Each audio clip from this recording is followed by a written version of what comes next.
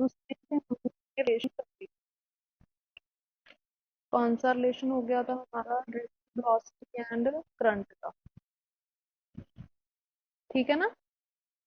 Topic 1.0 हो गया था आपका, relation between velocity and electric current. उसके बाद आपकी टू टॉपिक्स है जहाँ पर electron mobility and electric current and conductance. इनमें थोड़ा सा अभी डाउट है कि जो सिलेबस में है या फिर नहीं है। ठीक है, 30% तो कट हुआ था, उसमें से जो है थोड़ा बहुत। ठीक है, तो इन्हें हम बाद में चेक कर लेंगे। तो आप ओम्स लॉ ओपन कर लो अभी अपनी बुक पर। 1.07 टॉपिक है Ohm's law.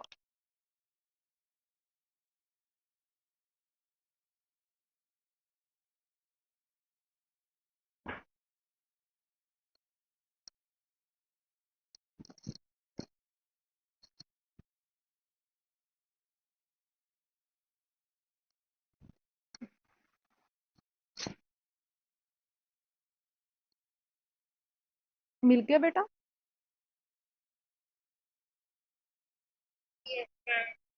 Okay. Ohm's law हमने 10th में भी किया हुआ है। ठीक है, बहुत ही इजी है। ओम्स लॉ हमें क्या बताता है, जो वी है वो डायरेक्टली प्रोपोर्शनल किसके है, आई के। ठीक है, वी जहां पर क्या है, पोटेंशियल डिफरेंस या फिर इलेक्ट्रिक पोटेंशियल बोल सकती हूँ। अगर एक पॉइंट की बात हो रही है तो हम इलेक्ट्रिक पोटेंशियल बोल देते हैं, और अगर 2 पॉइंट की बात हो रही है तो हम पोटेंशियल डिफरेंस बोल देते हैं। ठीक है, और जो करंट है कि कंडक्टर में से करंट कितना फ्लो कर रहा है या फिर पोटेंशियल वहां पर कितना है, दोनों एक दूसरे पर डिपेंडेंट है और डायरेक्टली प्रोपोर्शनल है। डायरेक्टली प्रोपोर्शनल का मीनिंग क्या है कि अगर आई इंक्रीज होगा देन वी भी इंक्रीज होगा, अगर आई डिक्रीज होगा देन वी भी डिक्रीज होगा। ठीक है, और यही इसकी स्टेटमेंट है। It states that the physical conditions कौन सी होगी, temperature, mechanical state etcetera, means जो भी एक्सटर्नल कोई भी फिजिकल क्वांटिटी कॉज कर रही है। ठीक है, रिमेनिंग अनचेंज्ड, अगर वो अनचेंज्ड है मीन्स कांस्टेंट चल रही है, देन ये कंडीशन अप्लाई होती है। The current flowing through a conductor, कोई कंडक्टर है उसमें से करंट कितना फ्लो कर रहा है, is always directly proportional to, वो करंट किस पर डिपेंड करेगा, पोटेंशियल डिफरेंस पर। जितना भी पोटेंशियल डिफरेंस है उस कंडक्टर के टू एंड्स पर। कैसे, मान लो हमारे पास ये कोई कंडक्टर है, मान लो जो छोटा जो वायर का पीस है जो हम डिवाइड करके देख रहे हैं। ठीक है, इसका एक पॉइंट है ए, दूसरा पॉइंट है बी। जो इसमें चार्ज है, कौन मूव कर रहा है, इलेक्ट्रॉन, वो एक पॉइंट से दूसरे पॉइंट तक जा रहा है। तो जो ए पॉइंट है इसका भी कुछ पोटेंशियल होगा, बी ए। जो बी पॉइंट है उसका भी कुछ पोटेंशियल होगा, बी बी। तो ये क्या हो जाएगा, जो हम नेट पोटेंशियल निकालेंगे वो पोटेंशियल डिफरेंस आ जाएगा दोनों पॉइंट्स का। इसीलिए हमने जहां पर वर्ड यूज किया potential difference across its two ends, means जहां से मूव करना स्टार्ट किया चार्ज ने दूसरे पॉइंट तक गया। 2 पॉइंट्स हो गए हमारे पास, अगर 2 पॉइंट्स की बात हो रही है तो पोटेंशियल डिफरेंस यूज करेंगे हम। ठीक है, और जो पोटेंशियल डिफरेंस है वो डायरेक्टली प्रोपोर्शनल किसके है, करंट के। ये हमें ओम ने बताया, इसलिए हम इसे ओम का बोलते हैं। जहां तक क्लियर है? ओके। उसके बाद हमने प्रोपोर्शनलिटी का साइन हटाया एंड आर आ गया कांस्टेंट। आर है क्या जहाँ पर, रेजिस्टेंस, और हम इसे क्या बोलेंगे, प्रोपोर्शनैलिटी कांस्टेंट। ठीक है, constant of proportionality. Capital R denote किसको करता है, रेजिस्टेंस को। ठीक है, उसके बाद हमने थोड़ा सा रेजिस्टेंस होता क्या है वो पढ़ना है, इसको क्या इसकी यूनिट है, कैसे इसको डिनोट करते हैं। ठीक है, और जो रेजिस्टेंस है इसकी यूनिट क्या है, ओम। और ओम को कैसे रिप्रेजेंट करना है, ऐसे। ठीक है, क्या है इसकी यूनिट, ओम, ओ एच एम। किसकी यूनिट है ये, रेजिस्टेंस की। ठीक है, और रेजिस्टेंस को आर से रिप्रेजेंट करते हैं, आर से रिप्रेजेंट करते हैं। ठीक है, उसकी यूनिट ओम होती है और ओम का सिंबल जे होता है। उसके बाद है हमारा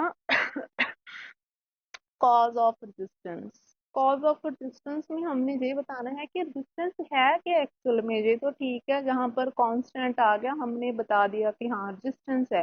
रेजिस्टेंस एक्चुअल में होती क्या है अगर हमने थ्योरेटिकली देखनी है। ठीक है, रेजिस्टेंस क्या है, जैसे हमने प्लस वन में पढ़ा था, कोई ऑब्जेक्ट मोशन में है तो एक ओपोजिशन फोर्स होती है, उसे हम बोलते हैं फ्रिक्शन।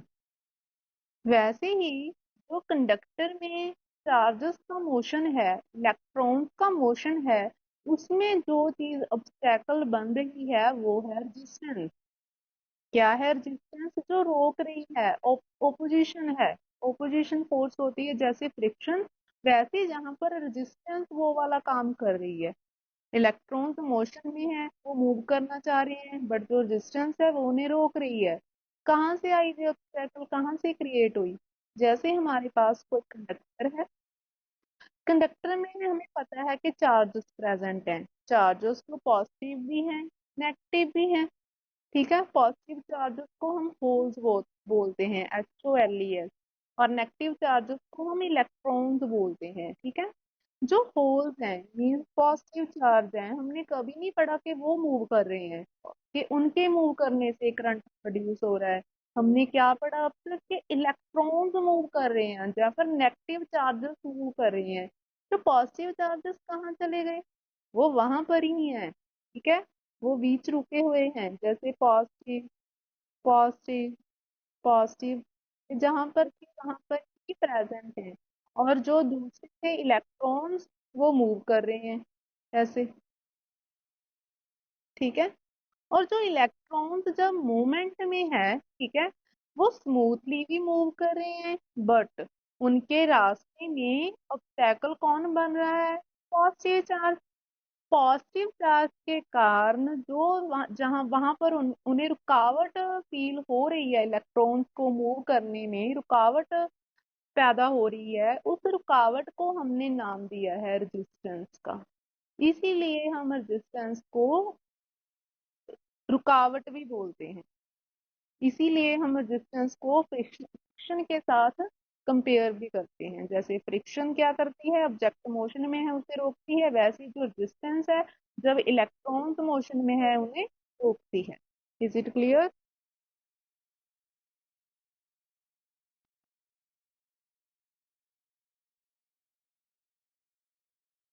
जस्ट गुलीन।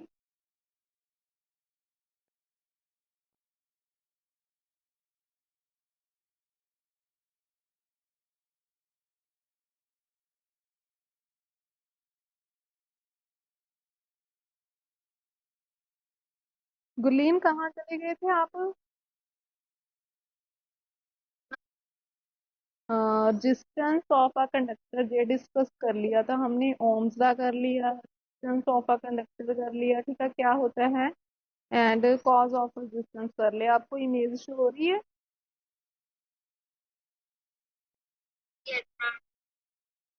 ओके, उसके बाद आपका है failure of Ohm's law. Ohm's law की कुछ लिमिटेशंस हैं, और जो लिमिटेशंस है ना एक दो मार्क्स में आ जाती है।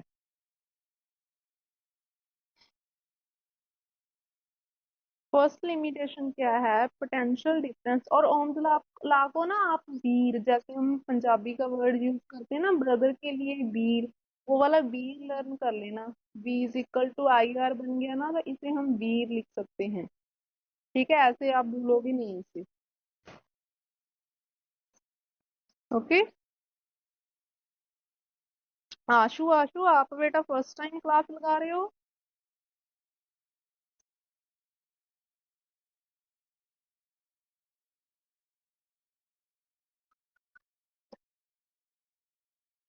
ओके, नेम चेंज कर दिया, लेट हो गए क्लास में। सुन लो एक बार रिवाइज करवा रही हूँ। ठीक है, ओवरव्यू दे देती हूँ जो भी हुआ है हमारा। ओम्स लॉ किया है हमने, ठीक है, ओम्स लॉ क्या होता है? ओम्स लॉ बताता है कि जो कोई कंडक्टर है, कंडक्टर में करंट पास कर रहा है, वो करंट किस पर डिपेंड कर रहा है? पोटेंशियल डिफरेंस पर। V directly proportional to I। ठीक है, means current and potential difference दोनों एक दूसरे पर डिपेंड कर रहे हैं एंड डायरेक्टली डिपेंड कर रहे हैं। अगर आई इंक्रीज होगा तो वी भी इंक्रीज होगा, अगर आई डिक्रीज होगा देन वी भी डिक्रीज होगा। और जब हमने प्रोपोर्शनैलिटी का साइन हटाया, जहां पर इज इक्वल टू का साइन लगाया, तो कांस्टेंट आ गया आर। कांस्टेंट आ गया आर। और जो आर है ये क्या है जहां पर? Constant of proportionality. एंड किसको नोट करता है? रेजिस्टेंस को। तो फिर क्वेश्चन अराइज हो गया कि रेजिस्टेंस क्या होता है, कहाँ से आता है? रेजिस्टेंस क्या है? एक टाइप की रुकावट है। ठीक है, जैसे हम मोशन में फ्रिक्शन वर्ड यूज करते हैं, ऑब्जेक्ट को रोकने का काम कौन सी फोर्स करती है? फ्रिक्शन। ठीक है, अपोजिंग फोर्स। जहां पर भी जो इलेक्ट्रॉन्स हैं उनकी मूवमेंट में जो रुकावट प्रोड्यूस होती है उसे हम बोलते हैं रेजिस्टेंस। और ये जो रुकावट है ये कहाँ से आई, कौन प्रोड्यूस करते हैं, हमने डिस्कस भी कर लिया। एक बार मैं आपको ओवरव्यू दे देती हूँ। जैसे कोई कंडक्टर है हमारे पास, ठीक है, उसमें पॉजिटिव चार्जेस भी प्रेजेंट हैं एंड नेगेटिव चार्जेस भी हैं। जो पॉजिटिव चार्ज हैं वो तो अपनी अपनी प्लेस पर स्टेबल हैं, खड़े हैं वहां पर, मूव नहीं कर रहे। बट जो नेगेटिव चार्जेस हैं मीन्स इलेक्ट्रॉन है, वो तो मूवमेंट में है। और इलेक्ट्रॉन्स को जब वो मोशन में है वो स्मूथली भी मूव कर सकते हैं अगर उनको जो रास्ता है क्लियर दिख जाता है। बट जो पॉजिटिव चार्जेस हैं उनके साथ उनका क्लिजन भी हो सकता है। तो जो पॉजिटिव चार्जेस हैं वो रुकावट प्रोड्यूस करते हैं इलेक्ट्रॉन्स की मूवमेंट में। उस रुकावट को हम क्या बोलते हैं? रेजिस्टेंस। Is it clear?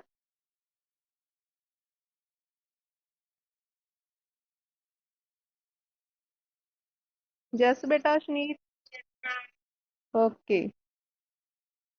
उसके बाद है फेलियर ऑफ। बेटा हमारा चल रहा है electric current, resistance and EMF. Next unit start हो गया था हमारा लास्ट वीक, और उसका जो फर्स्ट चैप्टर है वो वाला चल रहा है। ठीक है, उसमें से जो उसके फर्स्ट टॉपिक डेरिवेशन थे वो हमारी हो गई सारी। आप लेक्चर में चेक कर लेना प्रीवियस लेक्चर में।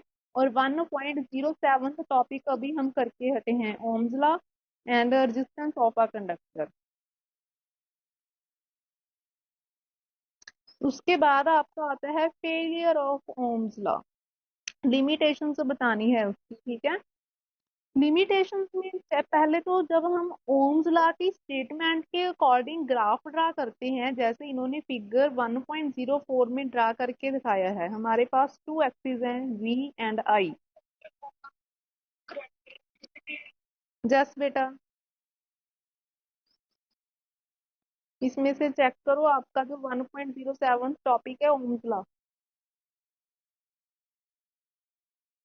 मिल गया?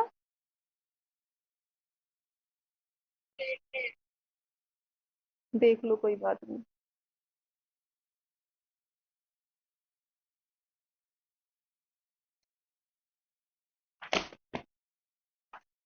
यूनिट सेकंड का बेटा फर्स्ट चैप्टर है। सेकंड यूनिट का फर्स्ट चैप्टर है। हाँ। तो ओम्स लॉ के अकॉर्डिंग जब हम ग्राफ ड्रॉ करेंगे, तो ओम्स लॉ ने तो हमें यही बताया ना कि V directly proportional to I।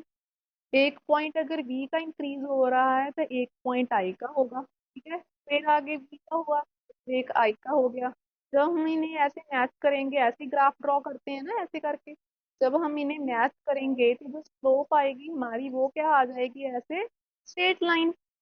यही बता रहा है हमें ओम्स लॉ। बट जब हम रियलिटी में परफॉर्म करते हैं, तो अगर कंडीशन जे हो हमारी, एक मिनट लिमिटेशन में बताती हूँ। अगर जो कंडीशन ये हो कि पोटेंशियल डिफरेंस में very non linearly with the current, कि उनमें थोड़ा जब वो वेरी कर रहे हैं ना, थोड़ा ऊंच नीच हो जाए। ठीक है, तो जो ग्राफ है हमारा ऐसा बनेगा। बनना कैसा चाहिए था? जैसे जो डॉटर लाइन है। बट बन कैसा गया? जैसे सॉलिड लाइन शो हो रही है। कहाँ से चेंज हो गया ये? जहां से आकर चेंज हो गया। तो ये हमारी क्या आ गई, लिमिटेशन आ गई, क्योंकि ओम्स लॉ ने तो हमें ये बताया। ठीक है। बट एक्चुअल में हमारे पास थोड़ा सा ऐसे ही हो गया वो। जहां तक तो वो कर रहा है अभी ओम्स लॉ को, उसके ऊपर जाकर उसने चेंज कर दिया, वेरी करना स्टार्ट कर दिया। तो ये तो ओम्स लॉ ने नहीं बताया था। तो इसे हम क्या बोल सकते हैं, ये क्या है, ओम्स लॉ की लिमिटेशन। ठीक है। उसके बाद आपका इसकी एक लिमिटेशन और है, आप ट्राई कर लेना उसे, ठीक है, हो जाएगी। नेक्स्ट टॉपिक पर चलते हैं, रजिस्टिविटी। क्या है रजिस्टिविटी? ठीक है, कहाँ से आई रजिस्टिविटी टर्म? रजिस्टिविटी टर्म को फाइंड आउट करने के लिए सबसे पहले हमें चेक करना पड़ेगा रेजिस्टेंस के फैक्टर्स को। तो इस टॉपिक को आप ये नाम भी दे सकते हो, फैक्टर्स डिपेंड्स ऑन रेजिस्टेंस। ठीक है। रेजिस्टेंस किन किन फैक्टर्स पर डिपेंड करते हैं, किस फैक्टर को चेंज करने से रेजिस्टेंस की वैल्यू चेंज हो सकती है, ये हमें इस आर्टिकल से पता चल जाएगा। जो रेजिस्टेंस है किसी भी कंडक्टर की, एक तो वो डिपेंड करती है उसकी लेंथ पर। जितना बड़ा होगा जो कंडक्टर है उतनी ही रेजिस्टेंस उसकी ज्यादा होगी, ऑब्वियसली उतने ही उसमें पॉजिटिव चार्जेस भी तो प्रेजेंट होंगे, उतनी ही रुकावट ज्यादा पैदा होगी। और इनवर्सली प्रोपोर्शनल किसके है, उसके एरिया की। अगर एरिया ज्यादा होगा तो डिस्टेंस उतनी ही कम होगी, ऑब्वियसली इलेक्ट्रॉन को स्पेस मिल जाएगी मूव करने के लिए, एक्स्ट्रा स्पेस, तो उनका कोलिजन कम होएगा। क्लियर। तो डिस्टेंस टू फैक्टर्स पर डिपेंड करता है, एक तो लेंथ ऑफ कंडक्टर, ठीक है, डायरेक्टली प्रोपोर्शनल, और दूसरा क्या है, area of conductor, inversely proportional. कितना क्लियर है?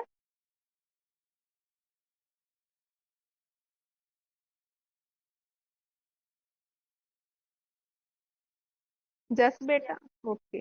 तो हमने क्या किया, फर्स्ट इक्वेशन को नंबर दे दिया एंड सेकंड इक्वेशन को नंबर दे दिया। अगर मैं अब दोनों को कंबाइन करूं तो क्या आ जाएगा मेरे पास, R directly proportional to L upon A. इसे कंबाइन करके लिख सकते हैं हम। और अब जब हम प्रोपोर्शनैलिटी का साइन हटाएंगे, जहां से इज इक्वल टू का साइन लगाएंगे, तो क्या आएगा साथ में, बताओ? कांस्टेंट। और जहां पर कांस्टेंट कौन है, रो। और रो किसको रिप्रेजेंट कर रही है, रजिस्टिविटी। ठीक है। जहां से आया हमारे पास रजिस्टिविटी टर्म। तो हम हमारे पास जो फॉर्मूला बन गया, R is equal to rho L upon A. Important formula है, इसको डायरेक्ट भी लर्न करना है। इसके बेस्ड जो न्यूमेरिकल है वो भी इम्पॉर्टेंट है, आ जाते हैं मीन्स। ठीक है। जैसे टेंथ में होते थे ना कि वायर है ऐसे डबल कर दिया उसको, पहले इतनी सी रेजिस्टेंस और फाइंड करो रेजिस्टिविटी इतनी है, वैसे ही न्यूमेरिकल अब है आपको इसके। ठीक है। तो इसके बाद हमारे पास, हाँ, अगर हम लेंथ एंड एरिया दोनों यूनिटी लेकर चलते हैं तो हमारे पास जो आर है वो किसके बराबर आ जाता है, रो के, रजिस्टिविटी के। मींस इस कंडीशन पर डिस्टेंस एंड रजिस्टिविटी दोनों एक दूसरे के इक्वल आ जाएंगे। ठीक है। अगर हम एरिया एंड लेंथ दोनों को यूनिटी लेकर चलते हैं according to SI unit system. Clear है रजिस्टिविटी का कंसेप्ट? और इसकी जो यूनिट है वो क्या है, ओम मीटर।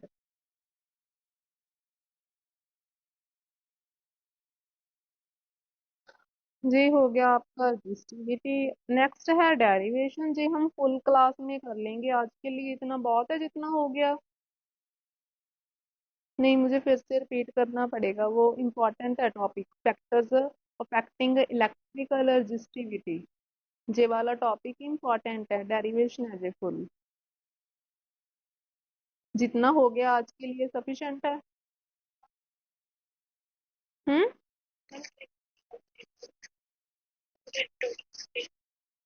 ड्रिफ्ट वेलोसिटी वाला आर्टिकल बोल रहे हो? एक मिनट रुको, मुझे इमेज क्लिक करने दो फिर उसकी, ठीक है, 2 मिनट वेट करो। तो सुनो ध्यान से, ड्रिफ्ट वेलोसिटी क्या होता है, आपने बुक ओपन की है ना साथ में? ओके। जस्ट ड्रिफ्ट वेलोसिटी क्या होता है, हमारे पास कोई इलेक्ट्रॉन है, ठीक है, नेगेटिव चार्ज है, जब वो कंडक्टर में मूव कर रहा है और उस पर जो इलेक्ट्रिक फील्ड है वो अप्लाई की हुई है हमने, उस टाइम उस टाइम जो उसकी वेलोसिटी होगी, जिस वेलोसिटी से वो मूव कर रहा है, उस वेलोसिटी को हम ड्रिफ्ट वेलोसिटी बोलेंगे। और इस आर्टिकल में जो ड्रिफ्ट वेलोसिटी वाला आर्टिकल है ना, टू वेलोसिटीज डिस्कस की हुई हैं। एक तो 1.03 इक्वेशन देखो जहां पर यू यूज किया हुआ है, u1 u2 u3। वो कौन सी वेलोसिटीज हैं? Thermal velocity. थर्मल वेलोसिटी कौन सी वेलोसिटी है? जब जो इलेक्ट्रॉन था वो जिस वेलोसिटी के साथ मूव कर रहा था, ठीक है, बट पर इलेक्ट्रिक फील्ड तब हमने अप्लाई नहीं की थी। Means in the absence of electric field जो इलेक्ट्रॉन की वेलोसिटी थी वो क्या थी? Thermal velocity. In the presence of electric field जो वेलोसिटी है उसकी वो क्या है? Drift velocity. ठीक है। और हमने आर्टिकल किसके लिए करना है? ड्रिफ्ट वेलोसिटी में, ड्रिफ्ट वेलोसिटी के लिए। तो सबसे पहले हम क्या बताएंगे, एक कंडक्टर है उसमें बहुत सारे फ्री इलेक्ट्रॉन्स हैं। अगर जो इलेक्ट्रॉन्स, फ्री इलेक्ट्रॉन्स हैं वो बहुत ज्यादा हैं तो उनका जो मोशन है वो रैंडमली होगा। मीन्स कोई पर्टिकुलर डायरेक्शन में वो मूव नहीं कर रहे, ठीक है, रैंडम मोशन है उनका, कोलिजन कर रहे हैं एक दूसरे के साथ, बिल्कुल औच पोच हो रखा है सारा काम उनका, ठीक है। तो इसीलिए उस टाइम उनका कोई नेट कॉस्ट ही नहीं निकला, कोई नेट रिजल्ट नहीं निकला, कोई पर्टिकुलर डायरेक्शन नहीं निकली कि वो किस डायरेक्शन में भी मूव कर रहे हैं। तो हमने क्या कर लिया कि जो थर्मल वेलोसिटी थी, एवरेज थर्मल वेलोसिटी थी इलेक्ट्रॉन की, वो क्या आ गई? जीरो ले ली हमने, क्योंकि रैंडम मोशन में है वो, ठीक है। तो जीरो क्या ले ली हमने? u1 plus u2 plus u3 up to so on un upon n is equal to zero, ठीक है। उसके बाद अब हमने क्या करना है, आप पहले आ जाओ बेटा नीचे जहां पर लिखा है ना 1.05 इक्वेशन के बाद आ जाओ बिल्कुल नीचे, v is equal to u plus a top, जहां पर पहुंच जाओ। आई थिंक मैंने जो नोटबुक पर किया था सॉल्व।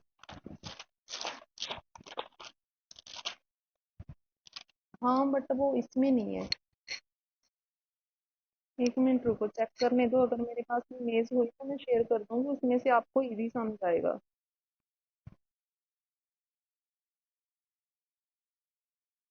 नहीं है नहीं, डिलीट कर दी मैंने। गुलीन आपके पास है? जो हमने ड्रिफ्ट वेलोसिटी की डेरिवेशन की थी वो नोटबुक पर की थी, एक हैंड रिटन थी मेरी वो मैंने ग्रुप में सेंड की थी, आपके पास है वो इमेज? अगर है तो स्क्रीन पर शेयर कर दो।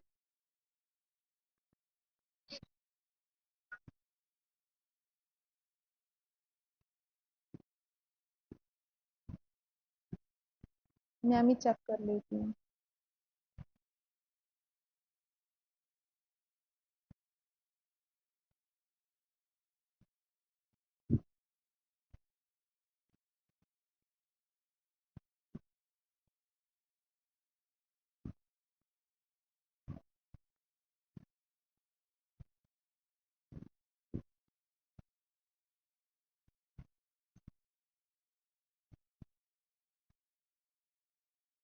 मिल गई, मुझे मिल गई बेटा,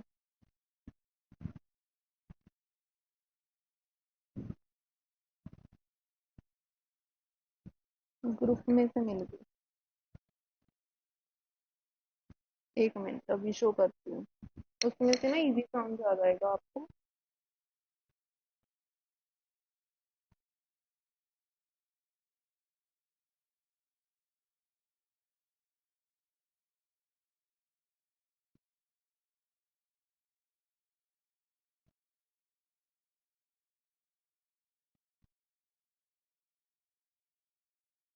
ठीक है, दे रहा।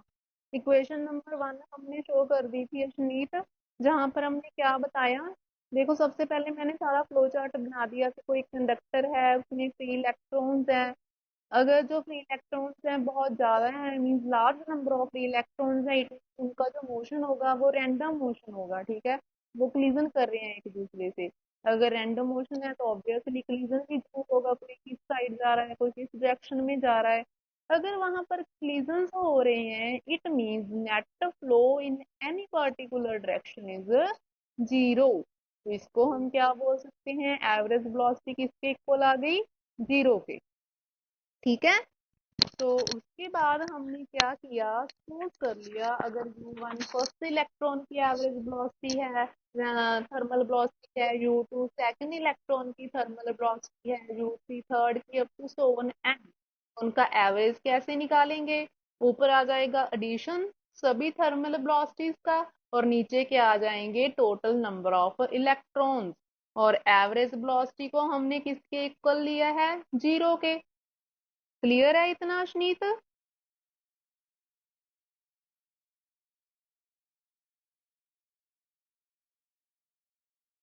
अश्नीत आप हो क्लास में।